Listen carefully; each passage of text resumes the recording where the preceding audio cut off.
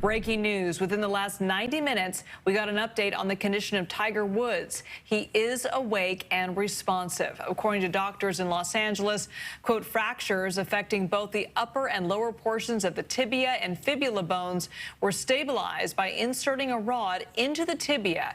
Additional injuries to the bones of the foot and ankle were stabilized with a combination of screws and pins. The crash happened this morning as Woods was driving through the Rancho Palos Verdes area south of downtown Los Angeles. Tonight, reporter Lesley Marin on the close call just moments before the crash. I will say that it's very fortunate that Mr. Woods was able to come out of this alive. From the front end to the bumper, you can see the extensive damage to the SUV Tiger Woods was driving when he got in a violent rollover crash in Rolling Hills Estates Tuesday morning. Sheriff Alex Villanueva now says the golf pro may have been speeding. Well, at the time it crossed the center divider to the point that it rested was several hundred feet away. So obviously that indicates they were going at a relatively greater speed than normal. And we're now getting a better idea of what may have happened before the crash. TMZ reports Woods stayed overnight at the Terranea Resort in Rancho Palos Verdes and left in such a hurry at 7 this morning he almost hit the director of a TV show with his car. TMZ talked to a member of the crew. Almost hit the director of the TV show. He asked him, he just said he was just going fast. Woods made it 6 miles down Hawthorne Boulevard when he crashed. The 911 call came in at 7:12 from a nearby resident. Golf Digest reports Woods was heading for the Riviera Country Club in Pacific Palisades for a 7:30 a.m. TV shoot. He was still 27 miles away when he crashed. I asked him what his name was. He told me his name was Tiger, and at that moment I immediately recognized him. I asked him if he knew where he was, what time of day, just to make sure he was oriented.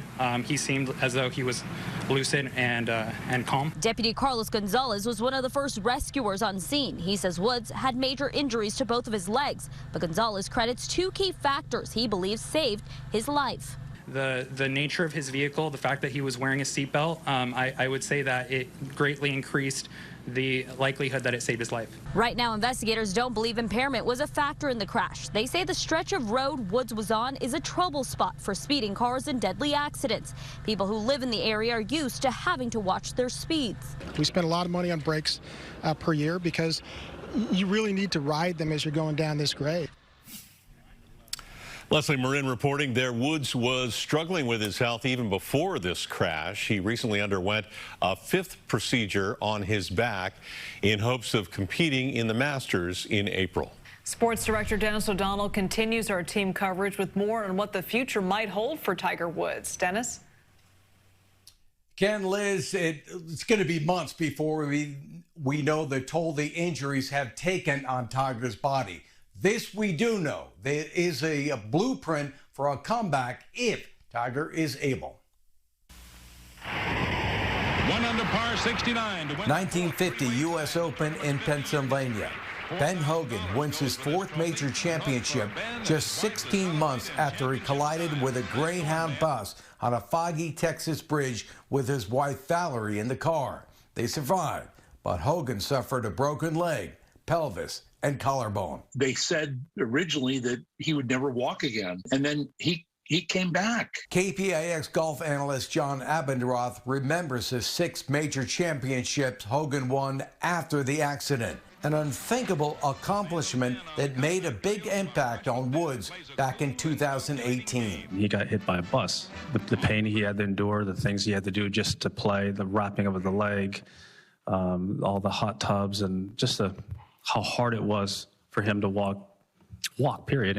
That's one of the greatest comebacks there is, and it happens to be in our sport. Many thought Tiger's win at the Masters in 2019 topped Hogan's comeback.